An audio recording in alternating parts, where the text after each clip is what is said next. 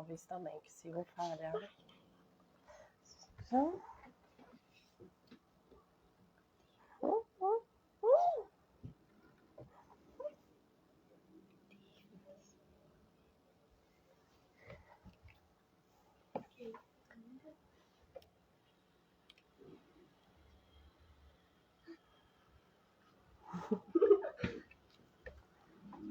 Vamos cenar.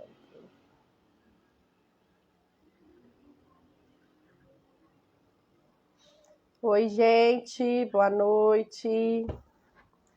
Vamos chegando.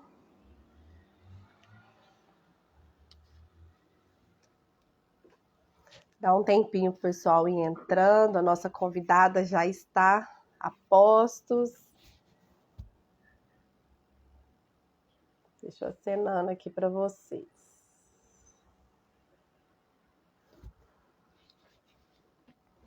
Vamos só dar um tempinho para todo mundo entrar.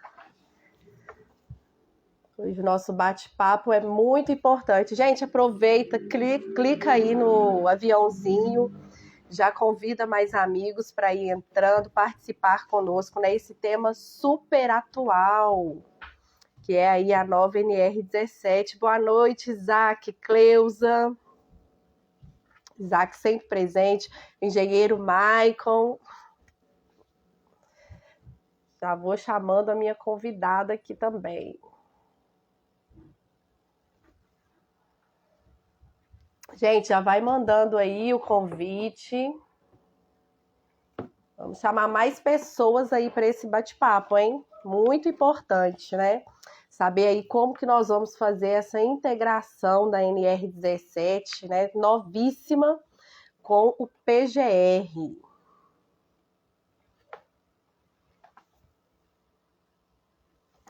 Deixa eu já chamar a minha convidada, que é super especial.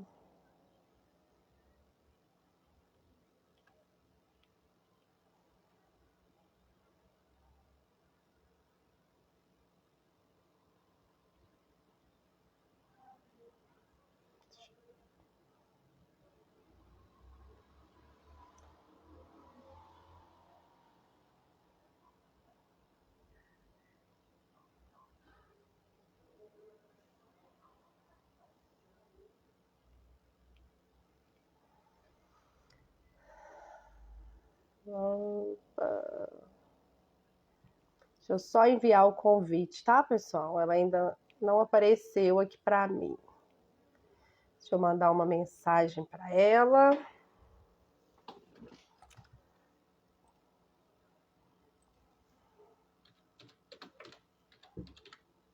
Tudo bem com vocês aí, gente? Essa semana que voou. Olá, Jales, Karine. Coisa boa, muita gente entrando. Deixa eu ver se eu consigo chamá-la agora.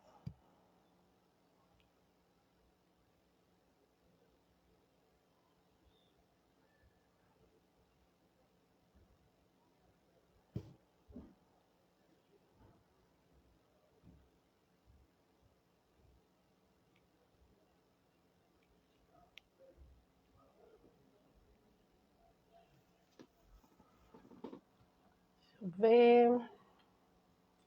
Aproveita para mandar o aviãozinho aí, hein, gente? Enquanto isso.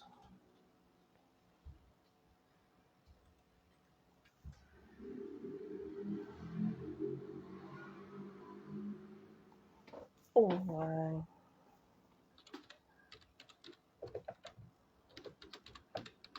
Ela já está na sala e eu não estou conseguindo encontrá-la.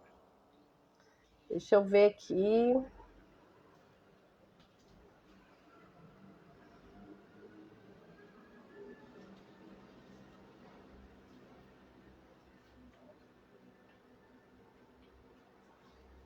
Coisas do ao vivo, né, gente?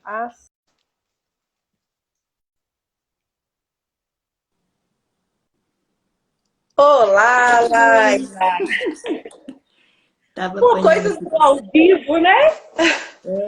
Tava aqui no trabalho real, né? Que as tecnologias dão tombo na gente. isso mesmo. E que prazer falar com você, viu? Imagina, o Esse, prazer é todo meu. esse bate-papo eu acho que vai ser assim, muito importante para as pessoas poderem esclarecer as dúvidas, né? Essa nova NR17, não sei se você está tendo essa sensação, mas está parecendo que é uma norma nova, né? As pessoas estão meio assim enlouquecendo.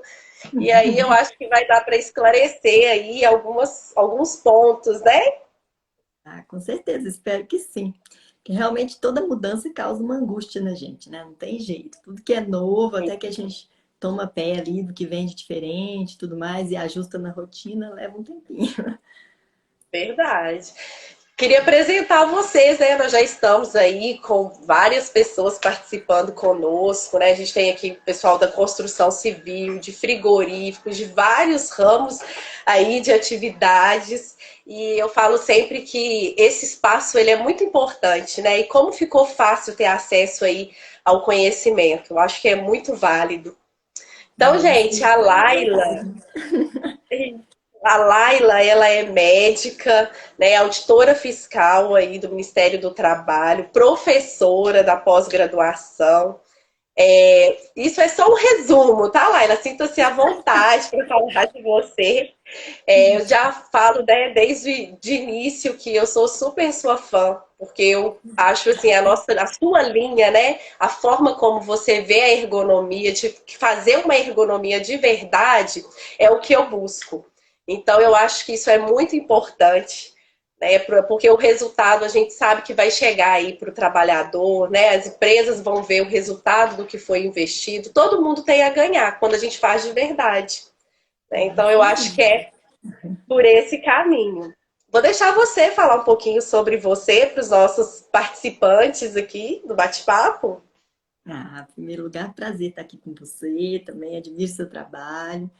E é sempre bom a gente realmente ter esse espaço para compartilhar um pouquinho, né, de conhecimento, trocar umas ideias, porque tudo que é novidade traz esse impacto para todo mundo. Então, quanto mais a gente debate e pega informações em outras áreas, né, a gente vai ampliando aí os horizontes para a gente realmente fazer da melhor maneira, né, o que a gente chama de ergonomia de verdade, que é você conhecer o trabalho e transformá-lo, né? Que é a base lá do livro do Guérin, da escola francesa, que é a que eu aprecio mais e tudo, porque é isso que a gente quer ver a realidade do trabalhador mudar, a gente não quer ver ali todo o nosso trabalho de ergonomia, aquele laudo bem feito, aquele papel que documenta um pouquinho do trabalho, né? Porque a gente nunca consegue documentar tudo ali, mas a gente não quer ver aquilo engavetado sem mudar a realidade de ninguém. E acho que esse momento de transição que a gente está vivendo, vendo essa NR1, e com essa questão de gestão mesmo, né? De gestão de riscos ocupacionais, gerenciamento, não é aquela coisa mais só de vamos registrar aqui e deixa tudo como está, todo ano a coisa se repete igualzinho. Não pode ser assim, né? Não podia antes, mas isso não ficava tão claro e agora ficou bem claro. E outra coisa que eu achei que foi um ganho enorme foi essa alçada, né, da questão ergonômica ao mesmo patamar dos outros riscos, porque a gente via lá muito pessoal preocupado com ruído, não sei o quê, não sei o quê, e a ergonomia ficava meio de lado, né? Nem toda empresa se preocupava com isso. Eu acho que agora a gente vai ter um salto aí de qualidade muito bom. E para quem estuda e corre atrás, com certeza vai fazer diferença, né? E eu sempre falo também, Laila, que igual eu uso sempre esse espaço para trazer profissionais de outras áreas, porque a ergonomia é o que todo mundo pensa, é estático, né? Aquele conhecimento, mas nós aprendemos, tanto igual hoje eu tenho certeza que a gente vai aprender muito aqui com você, com a sua experiência, da mesma forma como eu aprendo, por exemplo, no canteiro de obras com um pedreiro, né? Quando ele está ali me falando da atividade dele. Então eu já trouxe aqui nesse espaço profissional que falou sobre auditoria, uma profissional que leva o pedal para os trabalhadores. Então, assim, essa diversidade, né, de conhecimentos, eu falo que a ergonomia ela é multidisciplinar. Então, quanto mais a gente poder trocar ideia, a gente poder bater papo, a gente poder falar, né, sobre experiências, contribui muito para o nosso trabalho final. Com certeza. Esses E múltiplos essa olhares aí. sensação, Laila, Ah, você está tendo mesmo em relação às pessoas achando aí, né, que a NR17 mudou, né, teve aí a avaliação preliminar de risco, né, E Uhum. qual a sua sensação, assim, com essa mudança, né, da NR17? Então, isso na verdade me preocupou um pouco. No começo eu fiquei bem tensa com essa modificação, porque eu acho que essa avaliação preliminar, ela não existe como um método definido em nenhum local da literatura, né? Isso foi muito uma tentativa de quem construiu a revisão da norma de adequar uma situação que a gente via acontecer muito, que era o que eu não sei, talvez muita gente já tenha tido essa percepção, que muitas pessoas entendiam que a gente tinha que pegar e fazer uma análise ergonômica, né, do trabalho completinha na empresa inteira, de cabo a rabo. E às vezes a própria auditoria, o judiciário, alguém demandava isso dessa maneira, né? Só que quando a gente vai estudar o método da análise ergonômica, isso é feito por demanda. Então, eu acho que a avaliação preliminar ela foi uma tentativa de trazer um passo preliminar mesmo, né? Vamos dizer assim, que vá fazer essa primeira triagem, analisar as demandas, compreender ali o que é motivador de uma análise econômica do trabalho completa, o que dá para a gente resolver mais rapidamente ali numa primeira avaliação, né? E o que é emergencial também, que a gente não pode deixar passar, porque infelizmente a gente ainda vive um monte de situação de postos de trabalho que são muito críticos, que a gente precisa de uma ação emergencial ali e nada se faz. Esperando talvez uma análise ergonômica ou esperando que alguém exija isso, né? Faça essa demanda via externa, mas esse olhar vai ter que mudar no ambiente de trabalho. Então, agora a gente vai ter que ter um pleno conhecimento de todos os postos de trabalho e saber onde que a gente tem que aprofundar nessa análise, né? Mas pelo menos uma visão mais superficial de tudo, uma preliminar, a gente vai precisar, né? Então, eu acho que assim, a gente pode usar essa ferramenta para o bem, com muita cautela, é claro, para a gente saber separar ali, né? Qual que é o pulo do gato, onde que eu passo para ET, onde que eu consigo resolver na preliminar. E a gente não pode correr o risco de banalizar, achar que a preliminar é mais importante que a ET, porque também eu estou sentindo um pouquinho desse movimento aí nas questões das pessoas, a gente vai ter que tomar uma cautela grande com isso, né? Não substitui, a avaliação preliminar não substitui em hipótese alguma a análise ergonômica do trabalho, que é todo um método, né? Então, a gente vai ter que ter esse cuidado só para não banalizar. E até porque eu vejo que assim, a avaliação preliminar é algo mais rápido, né? Até para atingir aí, nós temos muitas empresas que nem têm a análise ergonômica, não tem um trabalho ergonômico. E como que vai suprir essa necessidade, né? Rapidamente aí para o PGR. Então, eu acho que também foi uma tentativa para oportunizar, né, essas empresas também de ter aí esses riscos levantados para poder abastecer aí o PGR. E isso, ter pelo menos uma noção geral das coisas, né? E saber ali onde é que eu tenho que priorizar minhas ações mesmo, ter esse olhar mais refinado para a forma que as pessoas estão executando o trabalho. Acho que aí, nesse ponto, pode ser um ganho realmente, né? Isso, a gente teve até uma pergunta pertinente ao que nós estamos falando aqui na telinha. A análise preliminar, ela vai servir de base para fazer uma análise ergonômica? Então, quem está perguntando, Lacerda, né, no seu primeiro nome, mas Isso. isso é uma coisa bem interessante mesmo para a gente pensar. A análise preliminar, realmente, ela tem esse nome, não é à toa. Vai ser a primeira triagem que a gente vai fazer ali. E ela vai despertar o olhar da gente para onde que tem que passar para uma profundidade maior de avaliação e fazer a ET. A própria norma prevê 4 itens, 4 situações lá, que são chamados até de gatilhos, né, pelo pessoal que elaborou a revisão, que são aqueles assim, ó, esses aqui você realmente já está claro que você precisa transformar esse olhar no mais aprofundado, que é a análise econômica do trabalho. Né? E nem sei se cabe a gente falar agora um pouquinho desses gatilhos, como é que está seu planejamento aí. Pode falar, sim. Então, é bem interessante que a gente pense assim, ó, não, são 4 coisinhas só, né, que vão definir que a gente tem que fazer a análise ergonômica. Só que as 4 coisinhas, gente, são tão amplas que se a gente for olhar isso aqui de uma maneira mais aprofundada, a gente vai perceber que não é tão simples assim, né? Então, o primeiro item é quando, na avaliação preliminar, você percebe uma necessidade de avaliação mais aprofundada, né? Então, esse aí vai ser muito o quê? Do feeling do profissional, do conhecimento do profissional. É daí que eu tenho um certo receio que se a análise preliminar for muito superficial, sem a pessoa saber direitinho os conceitos de ergonomia, ela vai correr o risco de não detectar este gatilho, né? E esse aí é totalmente dependente do olhar do profissional, que deve ser qualificado, que deve entender bem disso. Então, querendo ou não, é um momento que eu acho que vai acontecer uma valorização grande do ergonomista, né? Do profissional que lida com essas questões. Porque é o primeiro gatilho. E só aí a gente já tem uma amplitude bem interessante, né? Muitas coisas poderão desencadear necessidade da AET. O outro item é quando, nessa avaliação preliminar também, a gente percebe que tem uma insuficiência de alguma ação. Então, vamos supor que a gente acha uma situação ali emergencial, que você está vendo, por exemplo, uma sobrecarga muito grande de trabalho, que não existe nenhuma pausa, que não existe nenhuma medida de controle, mas aí, de repente, o pessoal fala assim, ah, não, vamos implantar aqui uma ginástica laboral. Estou inventando qualquer medida de controle aí, não sei se vai ser ok ou não na situação, mas imaginando, ó, então tá, fizemos ginástica laboral, mas nós não mudamos nada na organização do trabalho, naquela pressão de meta ali, de produção, nos movimentos, nas posturas, nada foi alterado ali, foi só a ginástica laboral. E aí, quando você vai fazer a análise preliminar, você vê que ainda tem pessoas ali com uma sobrecarga. Né? Esse é outro gatilho, é uma insuficiência das medidas adotadas. Então, eu já até fiz alguma medida, mas ela não está ok. É outro motivo, vou ter que aprofundar, porque se eu fiz uma medida superficial, talvez eu não tenha olhado suficientemente bem para aquela atividade. Né? Então, eu vou precisar olhar para, aí sim, adotar medidas legais que vão resolver a situação. Né? Então, esse é o gatilho, o segundo dos quatro. Vocês veem tanto que isso pode ser amplo, né? Ah, não são só quatro, são quatro gatilhos, bem grandinhos.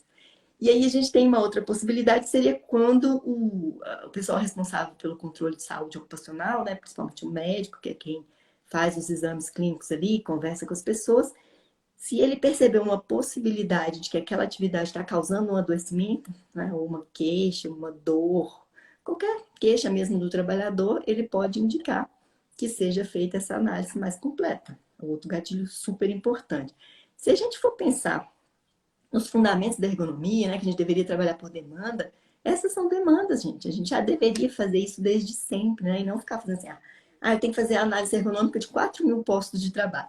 O dia que eu terminar o último lá, o primeiro já está totalmente diferente, né? Então, assim, não é por aí. A gente trabalha por demanda, vê onde é que a gente tem queixas, que a gente tem qualquer indício. E aí a demanda, ela não precisa ser só esse adoecimento mesmo, já registrado ali, né, com o código de doença, nada disso. Ele pode ser ainda no nível de desconforto, porque vocês lembram lá do item inicial da NR17, que fala que tem que adaptar o trabalho às características das pessoas, né? E garantindo o quê? Conforto, segurança, desempenho eficiente. Agora tem também a palavrinha saúde lá para complementar, né? Mas o conforto está aí também, é uma das obrigações da NR17. Então, se o trabalhador chega falando que ele se sente muito cansado no fim do dia, ou que ele está insatisfeito com alguma coisa, isso é desconforto, né? Tem que ser olhado. Então, vai caber ao médico ter uma atenção especial ali nos exames clínicos, já deveria fazer isso sempre, né? Mas se não fazia antes, que faça agora para ele detectar essa necessidade de AET, que é mais um dos gatilhos, né? Super importante.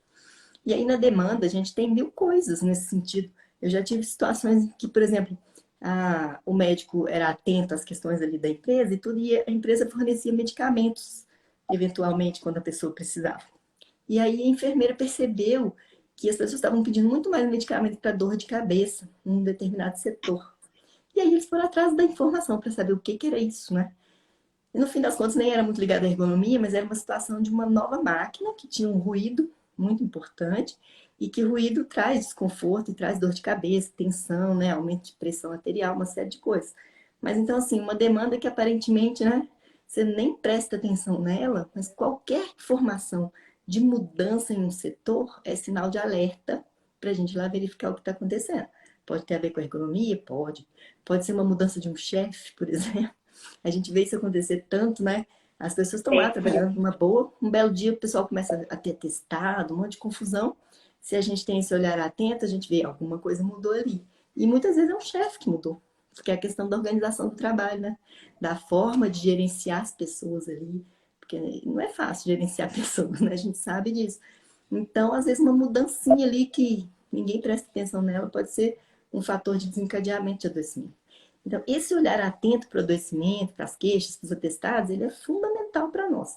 E agora a NR trouxe um destaque importante para isso, que é mais um dos quatro gatilhos ali, né, para entrar na ET. E o último gatilho, não menos importante, é o quê? Toda vez que a gente perceber que alguma situação ali de análise de acidente ou de análise de doença relacionada ao trabalho percebeu que tem algum fator ligado à ergonomia, aí é hora de também aprofundar esse olhar e fazer a análise ergonômica.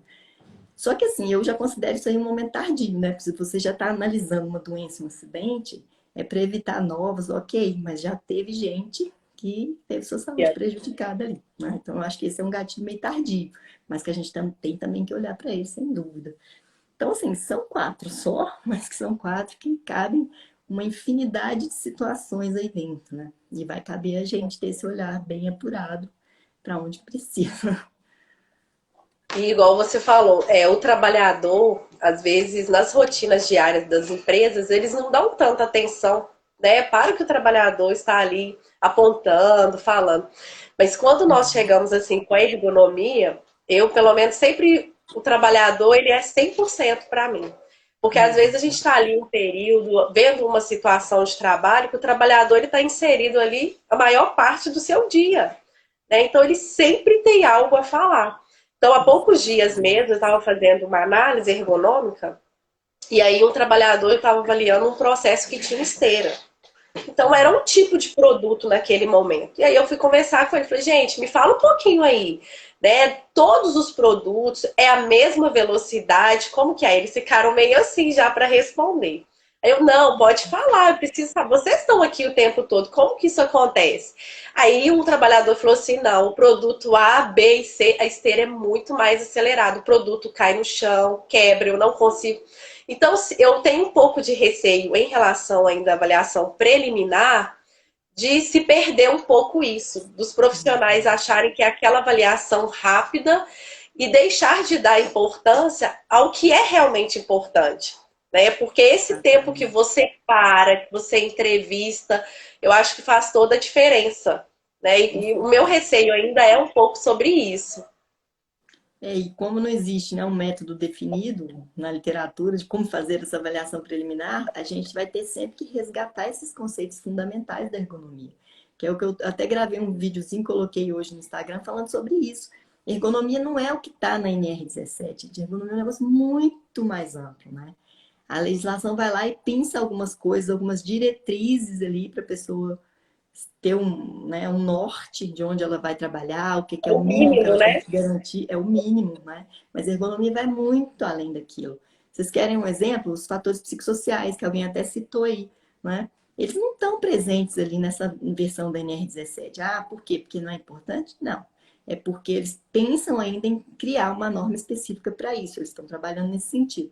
Mas só porque ainda não está explícito na norma, a gente vai fingir que não existe, sendo que hoje, cada vez mais, a gente tem pessoas com afastamentos, né, por questões ligadas à saúde mental, muito em função da pressão no trabalho, dos fatores psicossociais. A gente não simplesmente vai fingir que não existe até isso aparecer na norma, não pode, né? A gente tem uma obrigação técnica, científica ali, muito mais importante do que simplesmente cumprimento de normas, né? Até porque a norma, ela está sempre, eu brinco, está sempre correndo atrás do prejuízo. As coisas andam Verdade. muito mais depressa do que a gente dá conta de colocar na normatização, né? Então, esse é um ponto que a gente vai ter que ter muita atenção para não deixar superficializar as coisas simplesmente porque elas não estão explícitas ali. E você tem toda a razão quanto à fala do trabalhador, que é fundamental. A gente não faz ergonomia sem o trabalhador, né? A gente precisa, e isso foi uma coisa que eu até gostei nas novas versões, né? A NR1 apontou a necessidade da fala do trabalhador e a 17 também. Então, eles deixaram muito claro que isso tem que aparecer, né? O trabalhador, ele é parte fundamental da avaliação de risco. Sem ele, a gente não sai do lugar, não, né? É E o outra mais coisa, importante. é o mais importante, exatamente. Eu até acho interessante, assim, eu já vi comitês de ergonomia em empresas, né? Chegava lá, comitê, quem que é? É o gestor, é o engenheiro, é o médico, é o fisioterapeuta, não sei o que, não sei o que. Aí eu falo, cadê o trabalhador? Ah, né? Comitê de ergonomia sem o trabalhador de chão de fábrica vai dar errado, tenho certeza absoluta. Não Tem tudo funciona, para não dar tem tudo errado. tem toda a chance de não funcionar, né? Então a gente tem que ficar com essa cautela mesmo. E foi bom que pelo menos as novas normas estão apontando nessa direção. Que a gente que já trabalhava dentro dessa técnica toda, né? Que ergonomia, querendo ou não, a gente vai ali, assiste, né, o trabalhador executando sua atividade, mas a gente capta ali os comportamentos, os movimentos, algum diálogo que ele faça, dependendo da atividade, o que ele executa ali. Agora, o que gera esse comportamento, a gente não pode adivinhar e nem chutar, né?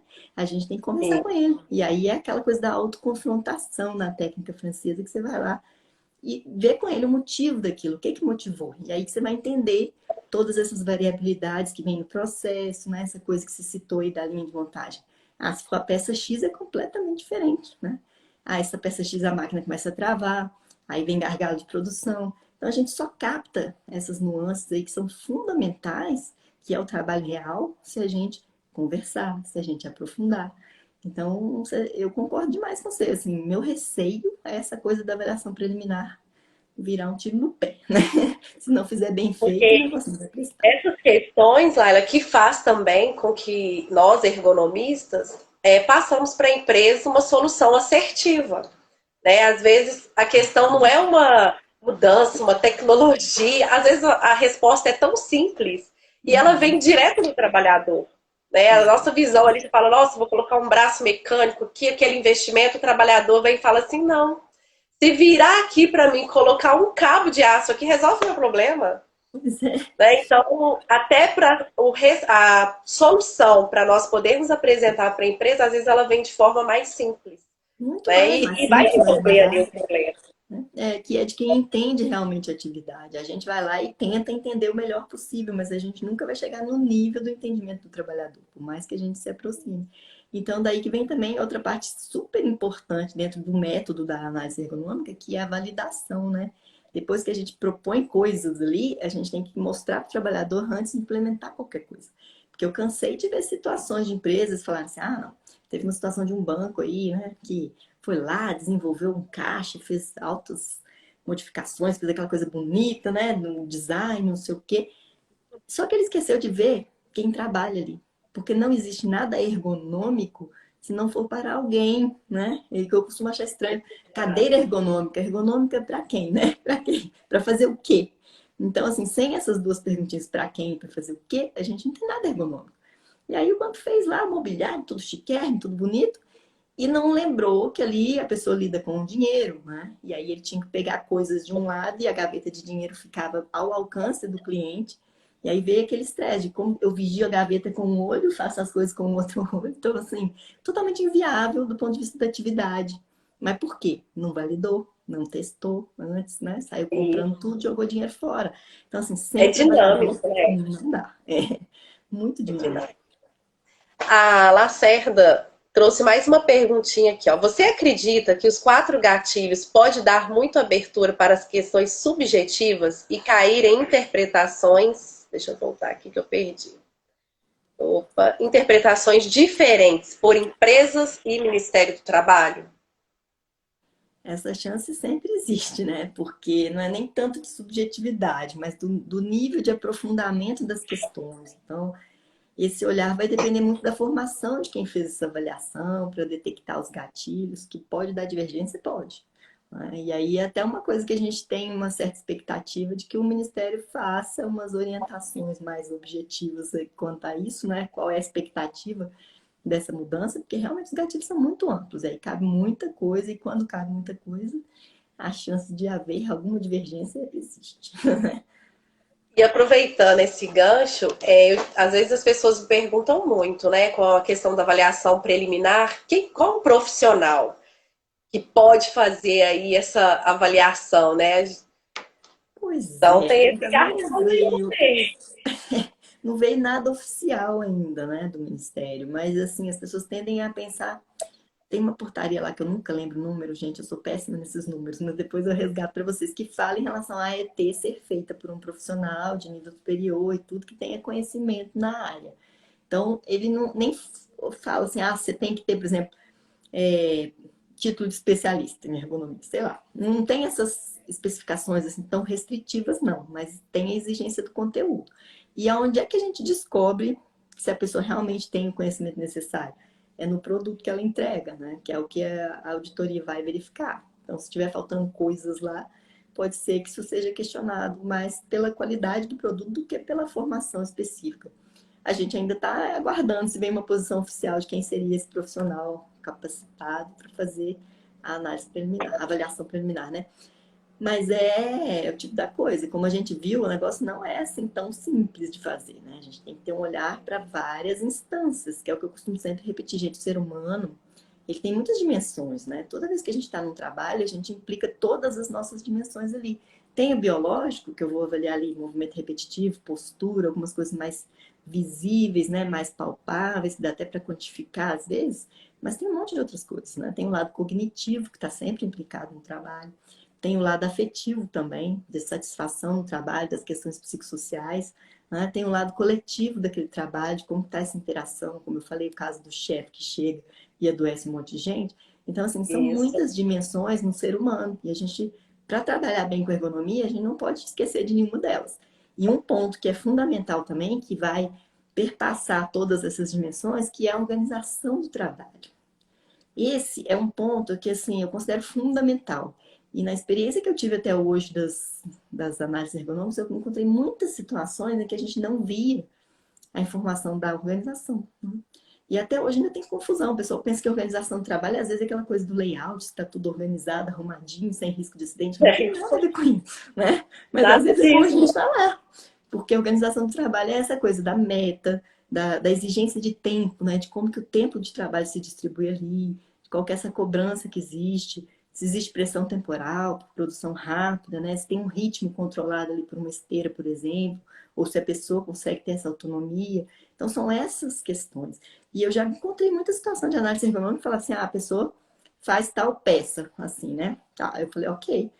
Aí faz esse movimento para executar a formação, o encaixe todo dessa peça aí. Aí não tinha na análise ergonômica a informação de quantas peças por jornada. Né? Porque, gente, se ele faz aquilo ali um dia é uma coisa, se ele faz aquilo ali 800 vezes no dia, é completamente 2.000 diferente. vezes por hora, né? 2.000 vezes Exatamente. por hora. Então, assim, como que consegue olhar para um trabalho e não entender qual que é esse ritmo ali, essa distribuição da execução de trabalho ao longo do tempo? Isso é um ponto fundamental, que já estava na NR17 antiga, agora ela voltou com algumas pequenas modificações, até encaixaram. Ah, o Júlio está falando aí, ó, nota técnica 287 de 2016. Isso. Obrigada, Júlio, essa aí mesmo. Eu sou horrível para guardar números de coisas, gente. E aí a gente tem que ter esse cuidado mesmo, porque se a gente não tem todos os componentes ali para avaliar a atividade, a gente não está enxergando o trabalho real, né? Eu falo que uma análise ergonômica boa, ela tem que me fazer ver, né? Conseguir imaginar esse trabalhador executando a atividade ali com perfeição, né? E o ideal é que Isso. faça isso sem encher a coisa de foto, porque não é relatório fotográfico também não. Então é descrever a atividade e falar dessas variabilidades, das dificuldades que vêm. Isso aí é que a gente quer ver. Agora, tem jeito de eu fazer uma avaliação de risco só com uma avaliação preliminar, mais superficial? Muitas vezes não tem, não, porque como que eu vou contemplar todas essas dimensões do trabalhador com um olhar superficial? Será que eu vou captar toda essa informação? Então, assim, eu acho que se eu fosse o ergonomista de um local, a minha tendência ia ser transformar a maior parte das coisas em análise ergonômica do trabalho. Até porque, Também gente, penso assim. não é? Porque a gente está correndo atrás, a gente tem um atraso enorme em relação ao olhar para a ergonomia. Então, a gente ainda tem empresas com situações muito críticas. E não dá para ficar no superficial com essas situações. Se a gente já tivesse no patamar que, não, todo mundo já olhou para a ergonomia, a gente já está mais adiantado nisso aí, ok, fazer essa triagem mais superficial. Mas a grande maioria dos postos de trabalho vai demandar um olhar aprofundado. Tenho certeza disso, pelo que a gente vê no dia a dia, né? Isso aí eu não tenho E dúvidas. nós temos também tipos de atividades, situações. Por exemplo, eu já acompanhei atividades que é totalmente artesanal. Então, Uhum. esse processo artesanal, ele acontece do início ao final do processo. Como você faz uma avaliação preliminar de algo que já é crítico? Você já vê muita repetitividade, você já vê muita postura ruim. Então, assim, eu acho que o profissional ele vai ter que saber diferenciar, né? Quando ele vai sugerir ali para a empresa a avaliação preliminar e quando ele vai ter que ter essa autonomia e falar assim, olha, a gente precisa fazer uma análise ergonômica, né, para a sua Uhum. atividade. Porque, E assim, são situações que são muito complicadas. Pois é, e eu achei interessante até o pessoal comentando numa outra live que eu tive em relação a como fazer o orçamento desse trabalho, né? É legal que a gente já faça esse orçamento pensando nisso. Falou, ó, eu tenho uma possibilidade aqui de conversão em análise ergonômica alta, pelo que eu estou vendo nessa visão geral. Porque sempre fazer um orçamento, você dá uma visão geral do ambiente. Aí já prevê ali que possivelmente vou precisar de muitos AET, então, né? Para a pessoa não ficar pensando, ah, não, vou resolver tudo aqui rapidinho e fácil. Na maioria das vezes não vai ser. Vou Que a me gente virar ao precisa longo de do ano. um atraso. Exatamente. Uma outra questão era porque às vezes a gente fala muito assim, que é da saúde do trabalhador, mas a falta da ergonomia, né, dos procedimentos ali funcionar também é prejuízo para a empresa. Com Aquele certeza. trabalhador que vai adoecer, ele vai trazer também prejuízo, né? Então, Com investir certeza. aí, né, num bom trabalho, não pensar só em questão de preço, mas um bom trabalho, além da maior produtividade, saúde para o trabalhador, né, tem outras questões aí que são benéficas para a empresa. Sem dúvida. A gente fala que uma das demandas importantíssimas para a ergonomia é gargalo na produção, né? Que às vezes a gente fica só com esse olhar de proteger o trabalhador. Certamente, onde tem gargalo, tem mais chance de adoecer, né? Isso aí é E fato. Mas, mesmo que o olhar venha a partir do gargalo de produção, daquele local que tem dificuldade, que sempre para ali naquele setor, a ergonomia olhando para isso, nossa, gente, é uma mudança na qualidade de trabalho, na produtividade. A gente vê empresas com esse discurso, falando, nossa, depois que eu comecei a entender melhor o trabalho, ver ali o que que determina essas paradas, né, de onde vem essa variação de matéria-prima, de repente eu compro um lugar completamente diferente de outro, e aí isso me gera umas paradas. Às vezes eu compro uma matéria-prima mais barata, mas nas paradas ela me traz um prejuízo enorme. Então as empresas começam a ver isso e perceber que a ergonomia é uma ferramenta fantástica também para a coisa do desempenho, né? Que o isso desempenho, a aí. gente quer um desempenho com saúde, sem dúvida nenhuma, porque é o foco principal, né? Mas o desempenho é bom para todo mundo, né? Então a empresa tem muito ganho ali. Eu acho que é super importante virar essa chavinha de não achar que você, ah, vou fazer isso só por causa do trabalhador, né? Isso a gente É, permitiu o nossa, suficiente, mas às vezes a empresa pensa isso, não é não. Vai ganhar muito com são isso os também, dois lados. né? Né, são os dois lados. Recebi hoje algumas perguntas, né, de alguns profissionais aí de empresas e eu queria aproveitar aqui para a gente poder ir respondendo. Eu acho que pode ser a dúvida também de muitos, né? Como você diz, é algo novo que está aí. Algumas empresas nunca teve um processo ergonômico com essa mudança de PGR. E depois eu queria até ver também qual que é a sua expectativa, né, como auditora fiscal do trabalho, o que, que você acha que pode alterar aí, integrando a ergonomia ao PGR, né? Acho que a gente tem aí a expectativa e talvez a realidade, que a gente vai ver aí na prática como isso realmente vai funcionar, né? Como está muito recente, assim, né? A gente ainda não sabe exatamente o que vai encontrar no dia a dia, porque a maioria das empresas ainda está fazendo esses ajustes e tudo. Mas, assim, a impressão que se tem é que toda a gestão ali da questão do risco, ela vai ter um novo patamar a partir de tudo isso. E esse movimento não vem só dessa mudança de norma, que já vem construída há uns anos, né, na verdade, mas é toda aquela coisa do olhar diferenciado, que antes a gente sempre recebia lá os tais PPRAs, né? Ah, faz PPRA, aí faz um por ano, já começava aí a coisa errada, porque o programa é um programa único. A ideia daquilo sempre foi de melhoria contínua, com o pensamento do PDCA, né, que a gente conhece mais ali, ou esses métodos todos sempre de reavaliação.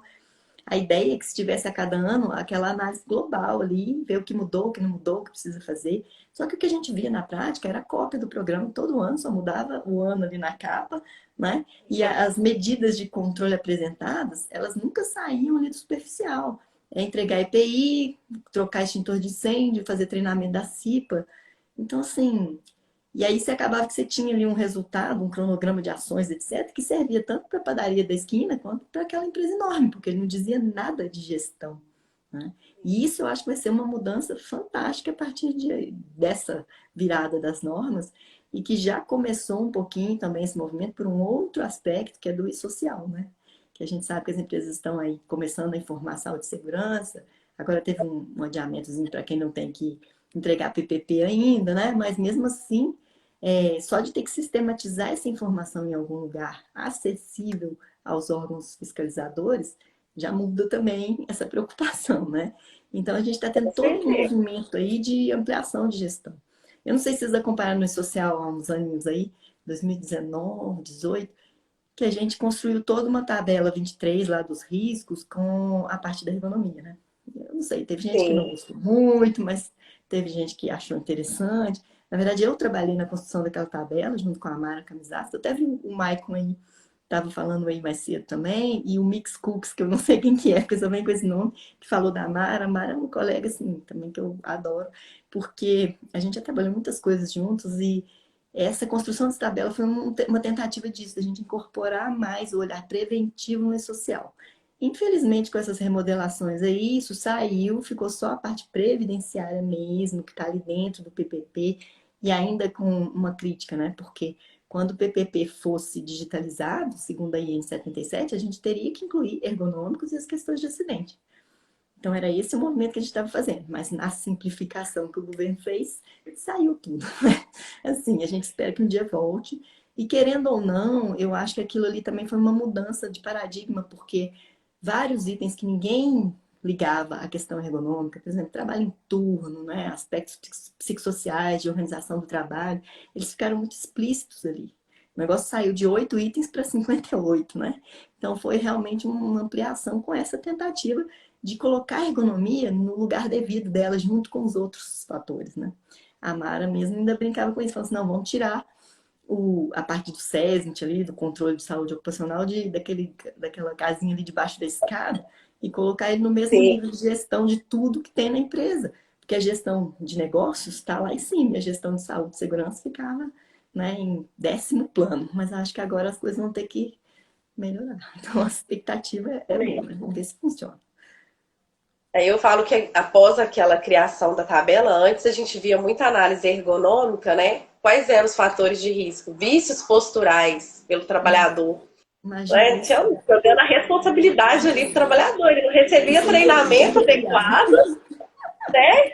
E o risco era dele. Então eu acho que aquela tabela ela foi assim para elevar mesmo a questão da ergonomia, mostrar o seu devido lugar, né? E mostrar, opa, peraí, não é só isso que você tem que avaliar, né? Como você disse, a ergonomia está além da NR17. A gente ainda ficava com um certo estresse ali em relação àquela tabela dela virar um checklist, né? Gente, a ergonomia não funciona à base de checklist, não. Porque atrás de cada um daqueles itens tem toda uma avaliação para você chegar à conclusão se aquele fator de risco está presente ou Processo. não, né? Mas tinha essa preocupação. De toda forma, a gente tentou fazer esse ganho aí no sentido de um olhar mais abrangente para os fatores de risco do trabalhador, inclusive na parte química, a tabela estava lindinha, assim, né? Modéstia à parte que a Essa, gente trabalhou, mas ela estava super completa, essa. com a CGH, com tudo, e aí depois perdemos. Mas eu espero que retorne um dia, até porque está previsto na IN, né? Aí tem até a pergunta lá do Leonardo se eu acho que vai voltar. Eu acho que em algum momento isso vai ter que voltar, porque tinha essa previsão na instrução normativa. O governo estava numa fase ali de tentar amenizar tudo para as empresas, aí veio pandemia, ainda complicou isso mais, né? Mas com o tempo, à medida que as empresas vão se adaptando ao preenchimento social, a essa gestão geral da informação de saúde e segurança, eu acho que a tendência é a gente ampliar, né? Mas vamos ver, eu espero que sim. Certeza.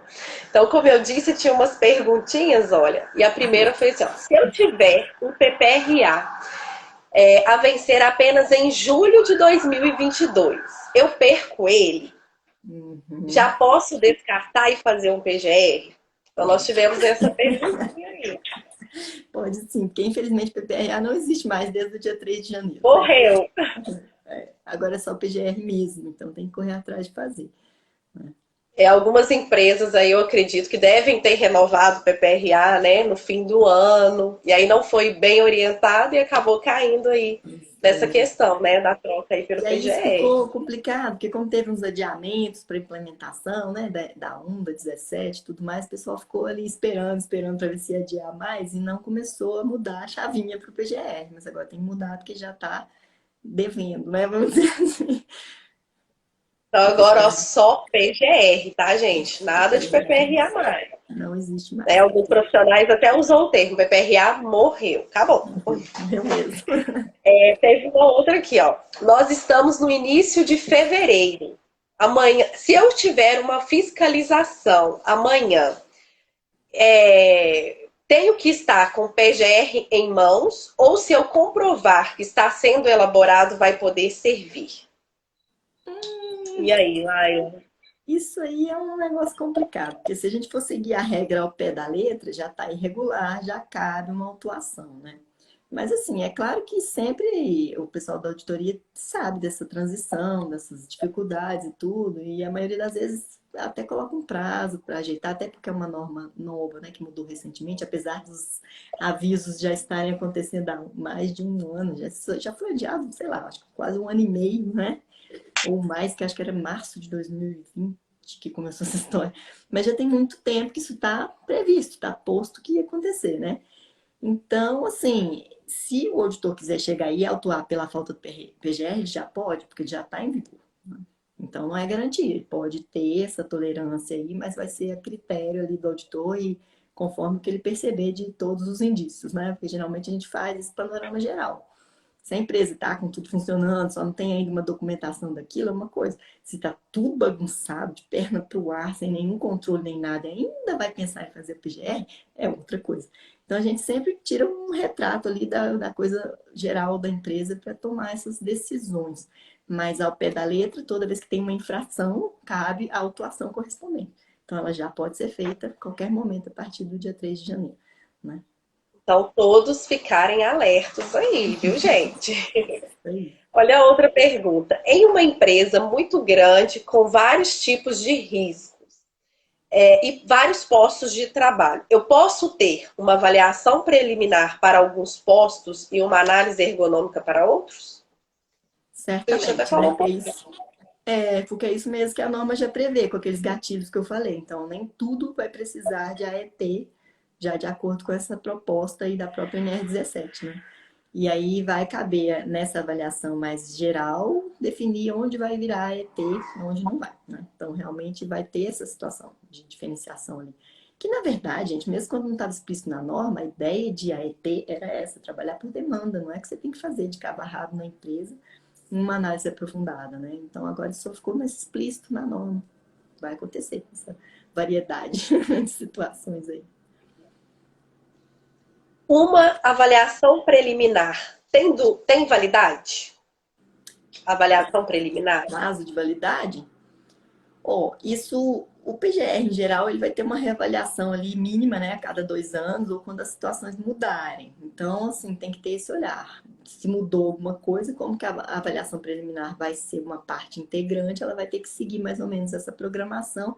Lembrando que tudo, gente, de avaliação de risco, a ideia é, mudou alguma situação, a gente tem que olhar de novo para ela, né? Então, é muito dinâmico e a coisa é que é para ser assim, né? O que eu falei, é um programa, não é para a gente fazer um papel estático e acabou, nunca mais eu olho para aquilo. O mundo do trabalho é muito rápido para mudar e eu sei que isso demanda um esforço nosso, mas precisa, né?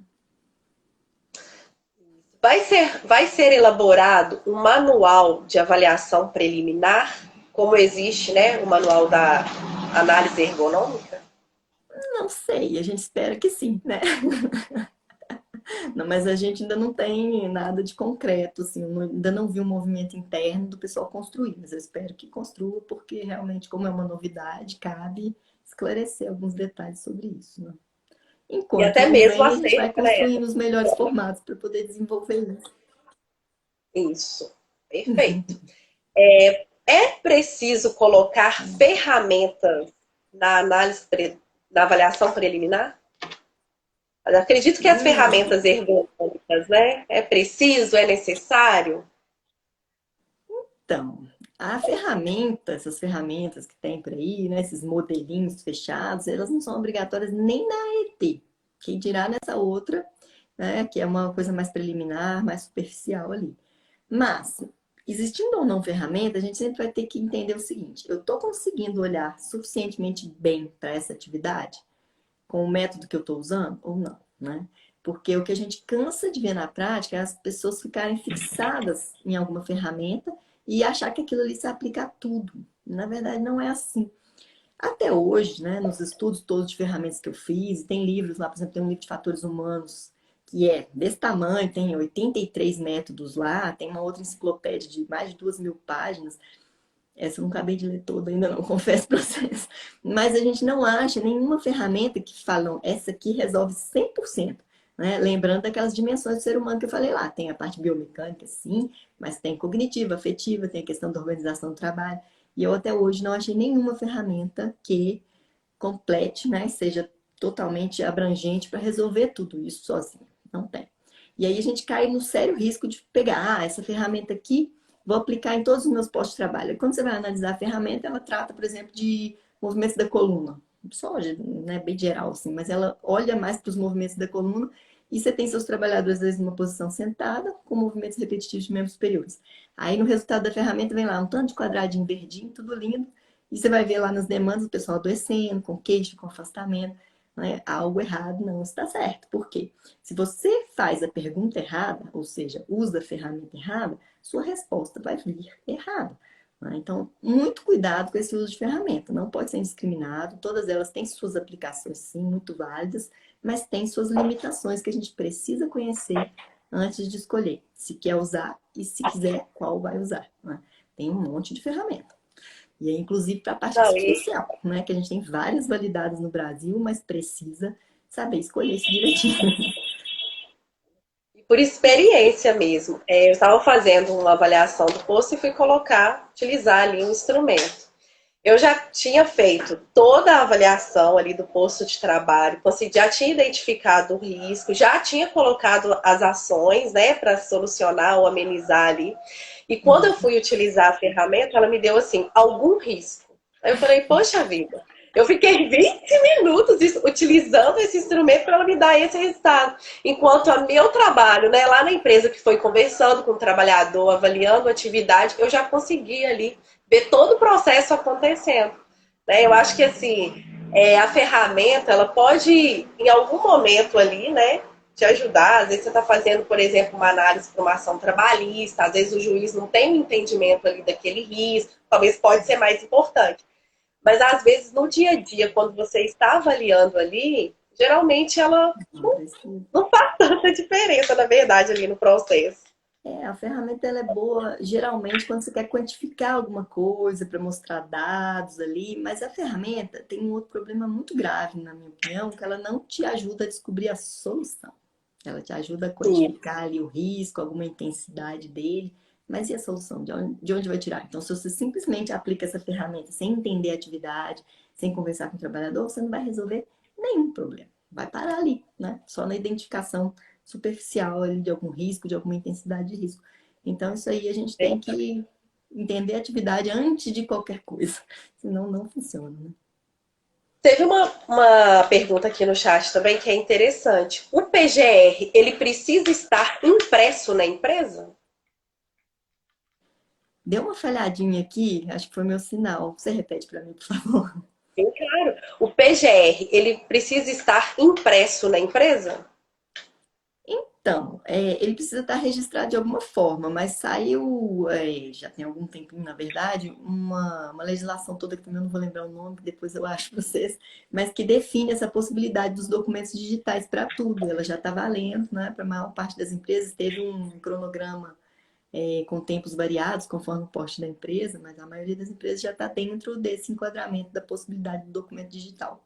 Então, isso também serve para fiscalização, não tem problema, não precisa ser impresso, até porque, por Sim. essa coisa tão dinâmica, né? Você vai ficar imprimindo um monte de papel ali toda hora, matando árvore, é besteira isso aí, né? E às vezes você tendo aquele acesso ali para você conseguir modificar em tempo hábil, vai ser mais efetivo, né? Muito mais Tem essa dinâmico, né? Para questão acompanhar as dinâmica. modificações, com certeza. Nós tivemos uma outra também. Com a avaliação preliminar, eu consigo abastecer o PGR somente com a avaliação preliminar? Aí é que tá, né? Você tem que ter aquele olhar lá para saber a hora do pulo do gato. Se eu tiver gatilho ali, não, eu não vou conseguir. Então, se tiver qualquer um daqueles gatilhos que eu preciso da ET, eu vou precisar aprofundar para entrar em detalhes. É claro, gente, que algumas coisas a gente já detecta de cara, né? Que são mais superficiais, mais simples de perceber. Aí você já pode pôr parcialmente lá com a ressalva de que depois vai ter um aprofundamento desse olhar e que vai mudar. Até porque é dinâmico. Então, se você tem uma situação que você já identificou, ok, mas fez alguma ação e modificou, seu nível de risco ali vai mudar, né, no PGR. Então, você vai ter que ir lá atualizar. A coisa vai andar assim, nesse ritmo, não acaba. Você, terminei meu PGR. Não existe isso, não. Seu PGR, ele é vivo, né? Ele vai estar sempre ali sendo trabalhado. O que tem tem empresas. Deixa eu ver aqui. O que tem, né? Tá. O que tem na análise ergonômica do trabalho que não precisa ter, por exemplo, na avaliação preliminar? Vai ficar gravada, tá, gente? O pessoal tá Não perguntando. precisa ter. O que tem, por exemplo, que numa avaliação, na análise ergonômica, que eu não preciso ter numa avaliação preliminar.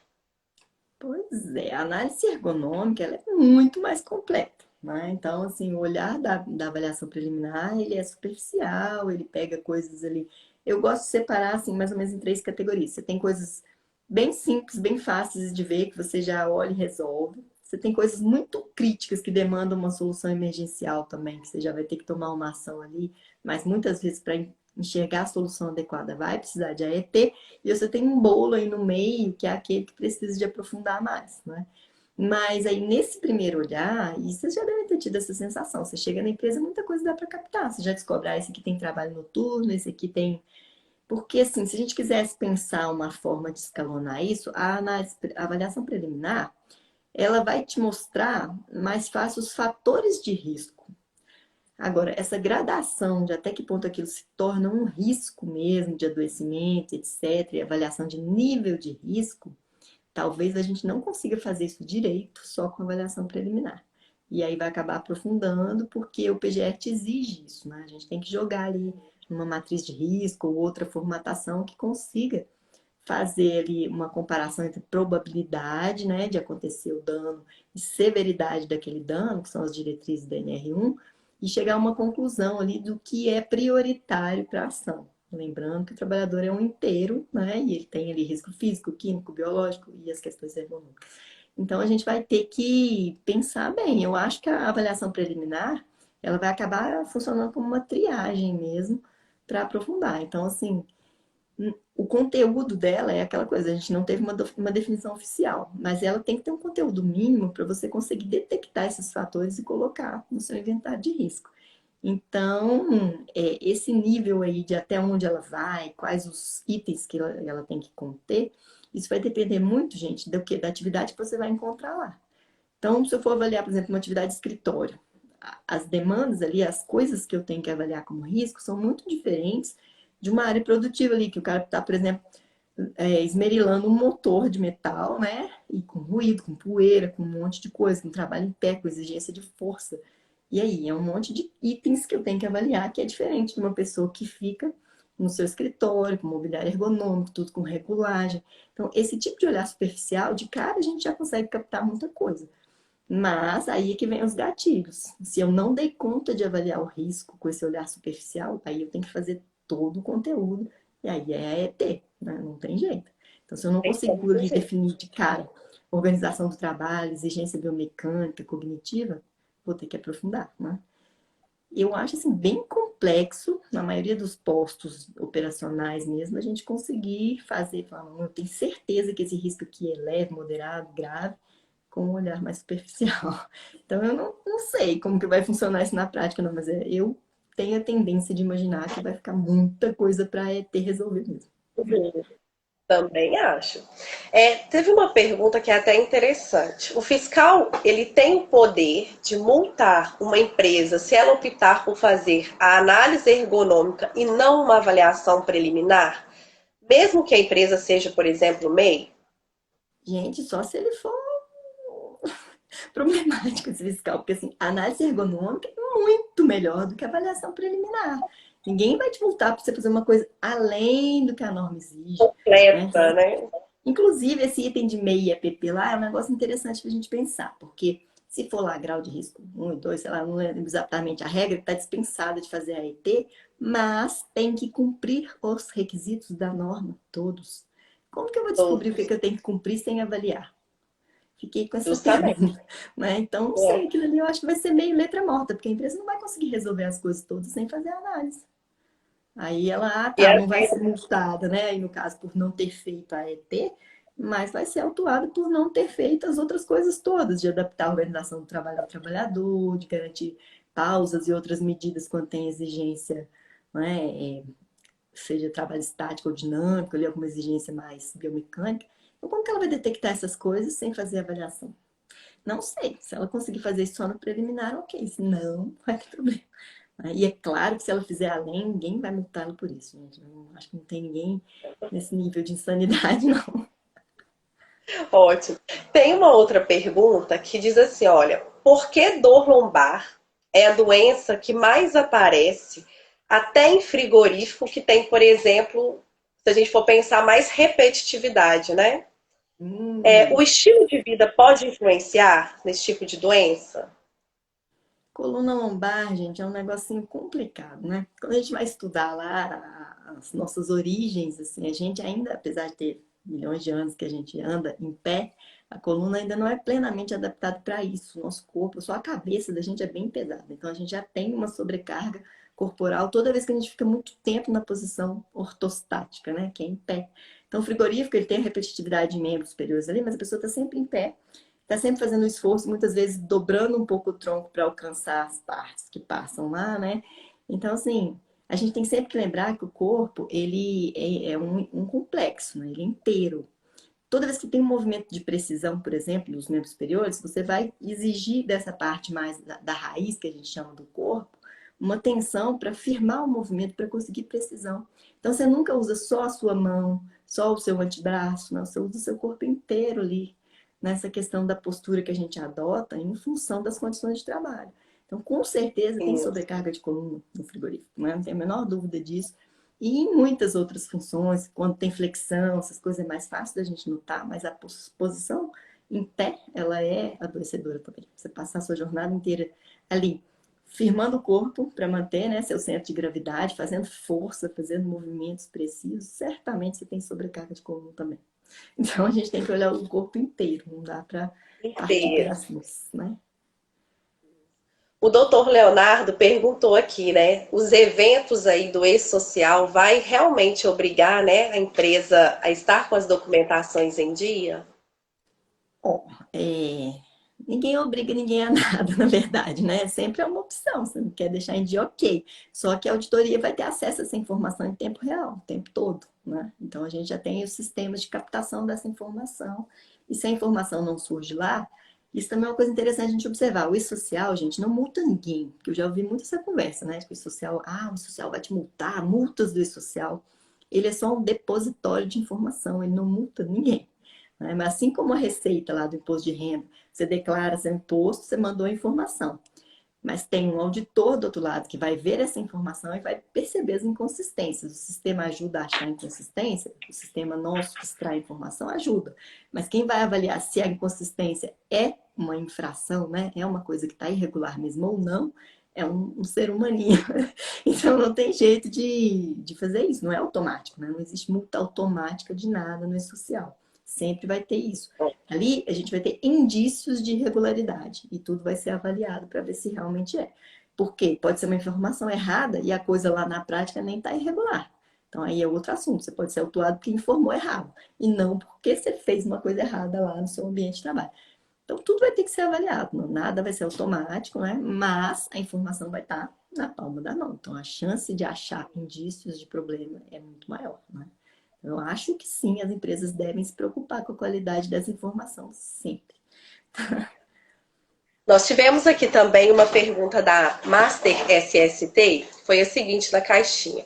O risco ergonômico no inventário deve ser apontado como a necessidade da realização da AET, AEP, por exemplo? Não. Na verdade, se você ainda não conseguiu identificar o risco, você vai ter que deixar ele em branco até que ele seja identificado realmente, porque você não consegue jogar na avaliação ali de probabilidade e severidade sem informação alguma. Então, aqui ele vai ficar com um espaço em branco até que você consiga resolver essa situação direitinho, né? E aí, só pegando um gancho nisso que você falou de risco ergonômico, não é uma crítica, tá? Todo mundo fala risco ergonômico, eu só acho que é bom a gente ter a consciência conceitual da coisa, né? Porque eu falo que isso aí é Isso. um erro semântico que me incomoda sempre. Eu mesmo falo, às vezes, risco ergonômico, mas eu tento me vigiar. Porque se uma coisa é ergonômica, significa que ela está adaptada ao ser humano, que ela está boa. Então não tem jeito dela ser um risco, que é uma coisa ruim, e ser ergonômica na mesma frase, entendeu? Mas é tranquilo que a gente sempre fala assim mesmo, mas só para a gente ter essa compreensão aí dos termos, que eu acho que isso ajuda a gente a refletir, né, sobre... Eu gosto muito da parte São os conceitual. fatores, né? É São os isso. fatores ergonômicos. Fatores de Isso aí. risco ligados às questões ergonômicas, né? É. Gente, como, né, eu acho que eu já estou tomando aqui para além o tempo da minha convidada, né, Laila? Imagina, é um prazer estar Esse aqui com dia que eu vocês. imagino muito corrido, mas assim, eu acho que já esclareceu bastante. Depois, né, se alguém tiver, chegou mais uma perguntinha, deixa eu ver aqui. Claro. A Luciana, fábricas em cidades diferentes com o mesmo processo, posso usar o mesmo laudo? Com o mesmo processo? Não dá, Sim, não, nada é fábricas em automático cidades. assim. Entendi. É, Não pode não, porque o mesmo processo, ele nunca é o mesmo processo. Gente, vocês vão perceber as isso que às pessoas vezes são diferentes, né, Laila? as pessoas são diferentes, a gente tem questões antropométricas, a gente tem questões de clima do local, a gente tem questões dos equipamentos que nunca são exatamente iguais, né? Isso só para ficar nos fatores superficiais aí que a gente de cara enxerga. Mas nunca é a mesma coisa. Então a gente não pode extrapolar conclusões de um local para outro, nunca. E trabalhar com média em ergonomia também não funciona, gente, Não, né? Porque o ser humano é muito único. Então, assim, você fala, ah, não, aqui de repente você vai num trabalhador só e ele fala, não, aqui tá tudo tranquilo, tudo ótimo nesse posto de trabalho, tem 10 anos que eu estou trabalhando aqui. E aí a gente tem que pensar lá na sociologia, né, no efeito do trabalhador sadio. Porque tem postos de trabalho que são tão pesados, que tem uma rotatividade alta, as pessoas vão saindo, mas sempre tem um ou outro fora da curva que fica lá. E ele desenvolve estratégias e ele dá conta de trabalhar naquele posto e vai ficando. Então, ele não pode ser seu paradigma. A gente sempre tem que ter esse cuidadinho também de conversar com mais de um trabalhador, um novato, um mais experiente. Isso aí dá umas dicas preciosas pra gente, sabe? E observar mais verdade. tempo também, porque o outro ponto legal da gente ver é o efeito do observador, né? Todo mundo que já foi ver posto de trabalho percebe isso. Você vai lá, começa a observar a pessoa e ela já fica meio travada, assim, tensa, né? Ih, o que que tá me observando? Tem gente perguntando, você veio aqui me avaliar? Já vem aquela tensãozinha ali. Então, o que que você faz? Vai ficando, fala pra ele o que que você tá fazendo lá, que você só quer conhecer o trabalho dele, aí daí a pouco ele relaxa e você vai ver ele trabalhar da maneira natural. Porque o primeiro momento é sempre Verdade. meio esquisitinho, então a gente tem que pular essa etapa aí pra gente poder captar a atividade de verdade, né? Então são coisas que a gente vai Verdade. Até construindo. porque Até porque às vezes a gente chega, né, com uma prancheta, tá lá tirando foto, né, tá lá medindo, já alguns pais já ficam ali de olho já no que tá acontecendo. Já preocupados. Aí Então vai, tudo gera essa eles consciência. acostumam com a gente vira figurinha carimbada ali, né? E isso a gente vai estudar coisas da antropologia, também tem muito isso. Aquelas pessoas que iam estudar povos lá, de outra cultura, etc. E a pessoa acabava tendo que fazer uma imersão ali para ficar parte do momento, para não ser um efeito de mudança, né? Então é bem Verdade. interessante. Laila, eu iniciei, né, a live falando sobre a importância que é a gente aprender, né, seja com você, que é auditora fiscal, médica e professora.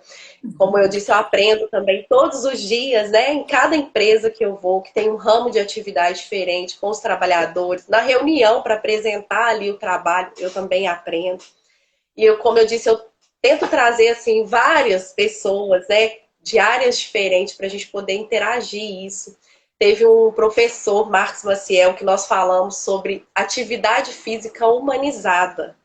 E aí eu percebi também, né, com esse tema, porque antes se falava, por exemplo, de práticas, né, que a gente trazia para a empresa, focado ali numa técnica, né, do alongamento sendo feito, só que hoje nós temos, assim, outras linhas. E me fez pensar também como eu posso fazer, por exemplo, o meu trabalho de uma forma mais humanizada, né? É possível a gente trabalhar com uma ergonomia mais humanizada, com um olhar diferente, se colocar, né, no lugar do outro que está fazendo ali atividade. E aí eu participei, né, de uma live sua e eu achei super interessante. E eu vi que você vai ter aí um curso no qual eu já estou inscrita, tá, gente? Quero convidar já vocês aí para o curso da Laila, porque eu acho que é sempre bom a gente poder aprender, né? Eu acho que a gente vai conseguir trazer um retorno melhor para o trabalhador, para as empresas que confiam ali no nosso trabalho. E eu queria aproveitar essa oportunidade para você falar um pouquinho aí do seu curso, que é Ah, essencial nesse momento. que joia! Isso realmente, assim, eu resolvi desenvolver o curso por causa dessa angústia, né? Que eu falei assim, gente, se eu que estou dentro da auditoria, eu estou passando por essa angústia com essas mudanças, de não ter uma coisa muito sistematizada, falei, não, vamos sistematizar essa informação, né? E aí é o que eu falei, eu gosto dessa parte conceitual, e eu acho que a gente partindo dos conceitos, a gente consegue criar uma estrutura de avaliação que tenha coerência interna e que tenha o objetivo real dessa coisa da transformação do trabalho, né? E quem mexe com ergonomia, que vê a mudança da realidade do trabalhador, gente, esse treino não tem preço, né? O prazer de ver o trabalho fluindo de maneira melhor, que as pessoas ficam satisfeitas, isso aí é um negócio que é muito importante, né? Então, eu resolvi sistematizar essa informação. E aí é uma primeira turma agora, o lançamento, até porque essa coisa toda está recente, né? Eu comecei a produzir material de formação interna para os meus colegas lá da auditoria. E falei, por que não a gente transformar isso aí num curso externo também, né? Claro que com um olhar um pouco diferente, mas para a gente tratar dessas questões para que todo mundo faça da melhor maneira. Isso facilita os dois lados, né? Com certeza. Com Então, certeza. essa proposta é uma primeira turma, ela começa segunda-feira as aulas, né? Você já sabe, a gente vai ter aulas, desta vez elas são ao vivo online, né? Porque justamente como é essa primeira, a gente vai fazer toda uma estruturação ali e eu quero ter essa maleabilidade para adaptar conforme a necessidade das pessoas. Então, eu tenho um roteiro todo lá para a gente tratar de conceitos fundamentais, de mudanças da nova NR17, o que vem para melhorar, o que ainda está meio estranho, né? O que fazer na avaliação preliminar? Eu construí um formato de avaliação preliminar em 5 passos, para a gente não esquecer nenhum dos pontos fundamentais, mas que a gente consiga sair dali com algum resultado já passível, né, de ser colocado no PGR. Fazer toda essa interação entre PGR e a NR17, né, ergonomia mesmo como um todo. Inclusive, eu estruturei uma formatação para a gente avaliar a severidade e probabilidade para a ergonomia, né? Que às vezes os outros Excelente. fatores todos já têm suas estruturas ali, mas não tinha para ergonomia. Falei, vamos formatar isso direitinho. É um exemplo, porque a R1 ela não faz modelinho para você seguir, né? Ela te dá diretrizes, você pode escolher um modelo. Então, eu fiz um modelo possível, mas tem outros, e é um modelo adaptável à realidade de cada empresa. E aí também fazer toda essa conjugação das informações para que a gente consiga realmente integrar esse processo, mas sem perder a essência da ergonomia, né? Que é o que eu chamo de ergonomia de verdade. O curso tem esse nome, ergonomia de verdade no PGR, para que a gente não deixe as coisas superficiais. Então, aí realmente faço convite, se vocês quiserem conhecer, meu Instagram é o Laila com H, né? Vilela, que vocês estão vendo aí em cima, não, que eu tô junto com o canal. FA, né? E aí lá tem o link da plataforma da Hotmart, está tendo uma promoção nessa primeira turma, que é um cupom de 50% de desconto no valor do curso. É só digitar lá no carrinho super interessados, né? Porque como é a primeira turma que vai buscar essa construção aí em conjunto e tudo mais, então vai ter esse descontão e depois não vai ter mais não, porque aí eu vou gravar as aulas e vou deixar lá na plataforma. A gente vai ter momentos só de mentoria e tudo mais. Mas essa é uma turma muito especial, porque a gente vai ter tudo ao vivo online, adaptado para a realidade das pessoas, para o que elas precisam, né? Para a gente balizar isso aí direitinho. E aí falou assim: mas eu não vou poder dia tal, né? Porque a gente começa segunda, semana que vem tem segunda, quarta e sexta, sempre a partir de 19 horas. Na outra semana, segunda e quarta, e na outra semana, segunda. Eu não vou poder nesse dia ou uns dias desses. Não tem problema, porque todos os módulos eles vão ficar gravados dentro da plataforma para a pessoa acessar quando quiser, né?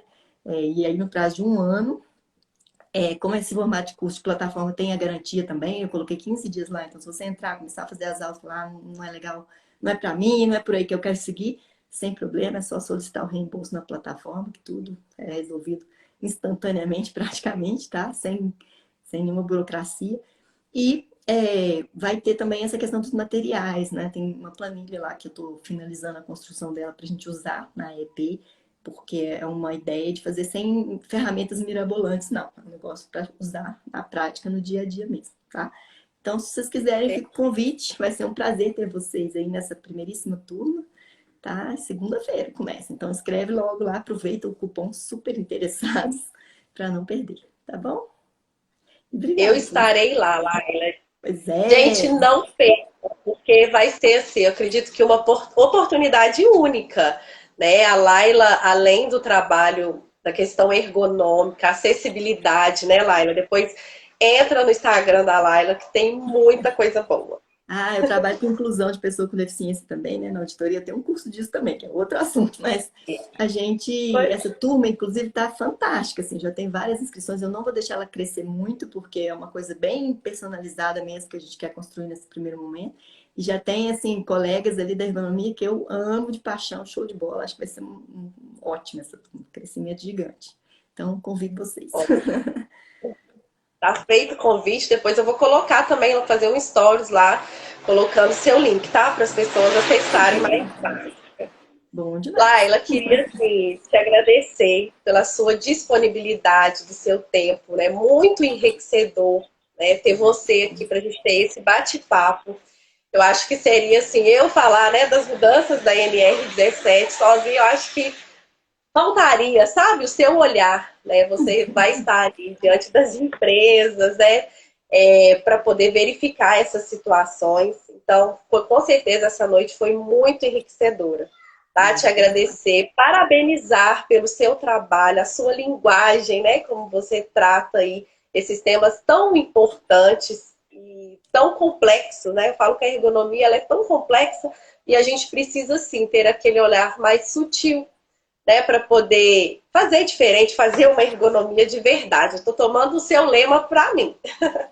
Então, muito obrigada.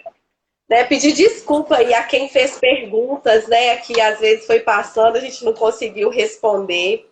Mas se ainda ficar alguma coisa, pode mandar no direct pra gente, Isso, né? A gente pode tenta mandar no resolver. direct, no meu, no seu, que a gente responde lá, com certeza, né? Sim. Mas foi um prazer Mas muito queria. grande. Eu acho esse espaço aqui para a gente conversar fantástico. Adorei também. Obrigada. Então, fica aí meu agradecimento mais uma vez. Te desejar aí um ótimo restinho de noite.